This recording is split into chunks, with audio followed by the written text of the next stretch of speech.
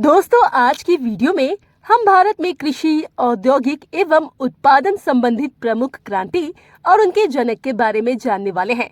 इससे जुड़े प्रश्न परीक्षाओं में अक्सर पूछे जाते हैं, तो आप बिल्कुल ध्यान से इस वीडियो को पूरा जरूर देखें। हमारा भारत देश सदा ही कृषि प्रधान देश रहा है।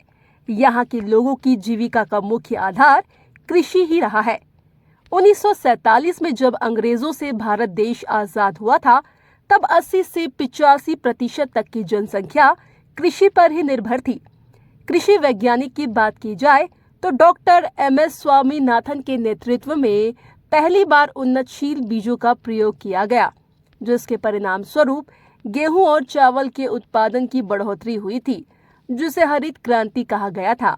इसके बाद फसलों के उत्पादन की बढ़ोतरी के लिए कई प्रकार की कृषि क्रांति चलाई गई। कृषि क्रांति क्या है? कृषि का अपने प्रारंभिक मूल रूप से उठकर आधुनिक रूप को प्राप्त करना कृषि क्रांति कहलाता है। सामान्यतः क्रांति का अर्थ होता है व्यवस्था परिवर्तन करना। जब लंबे समय से चल रही परिस्थितियों में अचानक किसी नीति या निर्णय के कारण सकारात्मक परिवर्तन के साथ गुणात्मक बदलाव होता है, तो ऐसी स्थिति को क्रांति कहा जाता है। कृषि संबंधित क्रांतियों की सूची। हरित क्रांति। 1960 में मेक्सिको में हरित क्रांति की वैश्विक स्तर पर शुरुआत हुई थी। हरित क्रांति का जनक डॉक्टर नॉर्मन बोरलॉग को कहा जाता है। भारत में हरित क्रांति की शुरुआत 1966 से 1967 के बीच बताई जाती है। भारत में हरित क्रांति के जनक डॉक्टर एम.एस. स्वामीनाथन थे, जो केरल के कृषि वैज्ञानिक थे। ये क्रांति चावल और गेहूं के लिए की गई थी। इस क्रांति के तहत उच्च उपज देने वाली किस्म के बीजों का प्रयोग, आधुनिक उपकरणों का प्रयोग, चाय की व्यवस्था, कृत्रिम खाद एवं कीटनाशक के प्रयोग इत्यादि में उत्पादन वृद्धि लाई गई। श्वेत क्रांति। ये क्रांति दूध के उत्पादन में वृद्धि के लिए की गई थी। भारत में चौथी पंचवर्षीय योजना के दौरान राष्ट्रीय डेयरी विकास बोर्ड द्वारा 1970 में ऑपरेशन फ्लड शुरू किया गया था, जिसके माध्यम से डेयरी क्षेत्र के प्रदर्शन को और भी ज्यादा बढ़ावा दिया गया। भारत में श्वेत क्रांति के जनक वर्गीज कुरियन बताए जाते हैं। पीली क्रांति। पीली क्रांति का संबंध तिलहन उत्पादन से है। भारत में इसकी शुरुआत 1986 से 1987 के बीच हुई थी। तिलहन फसलों में सरसों तेल, अलसी, मूंगफली, सूरजमुखी, सोयाबीन इत्यादि चीजें शामिल हैं। भारत में पीली क्रांति के जनक सैम पित्रोदा है। लाल क्रांति। भारत में लाल क्रांति की शुरुआत टमाटर और मांस के उत्पादन को बढ़ावा देने के लिए की गई थी। लाल क्रांति के जनक विशाल तिवारी हैं। ये क्रांति 1980 के दशक में शुरू हुई थी। भूरी क्रांति। इस क्रांति की शुरुआत 1960 से लेकर 1970 के दशक के बीच में हुई थी। भूरी क्रांति का उद्देश्य उर्वरक और गैर परंपरागत ईंधन के उत्पादन में वृद्धि करना था। इस क्रांति के जनक हीरालाल चौधरी हैं। सुनहरी क्रांति या गोल्डन क्रांति। इस क्रांति की शुरुआत 1951 से 2003 के बीच में हुई थी। इसके जनक निरपक तुतेज हैं। सुनहरी क्रांति या गोल्डन क्रांति का उद्देश्य फल, शहद उत्पादन और अन्य बागवानी उत्पादन के उत्पादन में वृद्धि करना था। बादामी क्रांति। बादामी क्रांति की शुरुआत गुजरात में हुई थी। ये क्रांति मसालों के उत्पादन में वृद्धि करने के लिए थी, जिससे मसालों से जुड़े हुए व्यापार के लोगों की आय में वृद्धि हुई। इंद्रधनुष क्रांति या रेनबो क्रांति। इस क्रांति को रेनबो या इंद्रधनुष नाम इसीलिए दिया गया है क्योंकि जिस तरह इंद्रधनुष में बहुत सारे रंग होते हैं, उसी प्रकार फसल और अन्य क्षेत्रों में उत्पादन में भी विभिन्नता लाना अनिवार्य होता है।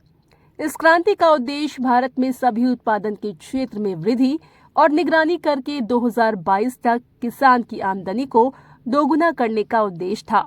इस क्रांति के जनक डॉक्टर R.S. परोदा और डॉक्टर N.N. सिंह हैं। कृष्ण क्रांति। कृष्ण क्रांति का संबंध भारत में पेट्रोलियम उत्पादन के क्षेत्र से है। इसका उद्देश्य देश को पेट्रोल और डीजल में आत्मनिर्भर बनाना है। गोल क्रांति। गोल क्रांति की शुरुआत भारत में 1965 से लेकर 2005 के बीच हुई थी। इस क्रांति का उद्देश्य भारत में आलू के उत्पादन को बढ़ावा देना था, जिसके लिए शिमला में केंद्रीय आलू अनुसंधान संस्थान की भी स्थापना की गई थी। भारत चीन के बाद विश्व का दूसरा सबसे बड़ा आलू उत्पादक देश है। भारत में सबसे बड़ा आलू उत्पादक उत्तर प्रदेश है। सदाबहार क्रांति। सदाबहार क्रांति की शुरुआत 2017 में हुई थी। इसके जनक MS स्वामीनाथन है।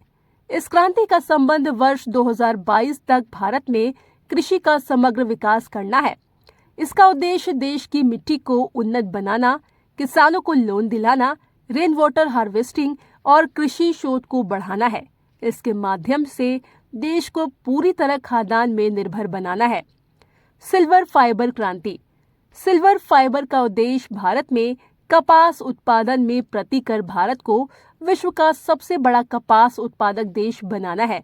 सिल्वर फाइबर क्रांति एक ऐसी क्रांति है जो कपास उत्पादन को बढ़ावा देती है। गोल्डन फाइबर क्रांति। भारत में जूट उत्पादन में वृद्धि करना इस क्रांति का महत्वपूर्ण उद्देश्य था। इस क्रांति के परिणाम स्वरूप भारत विश्व का सबसे बड़ा जूट उत्पादक देश बन गया, जहां पर विश्व के लगभग 60% से अधिक जूट का उत्पादन किया जाता है। जूट का सबसे पहला कारखाना वर्ष 1814 में कोलकाता में स्थापित किया गया था। ब्राउन क्रांति। भारत में चमड़ा और पारंपरिक तथा कोको के उत्पादन में वृद्धि करना इस क्रांति का मुख्य उद्देश्य था। ब्राउन क्रांति का जनक हीरालाल चौधरी को बताया जाता है।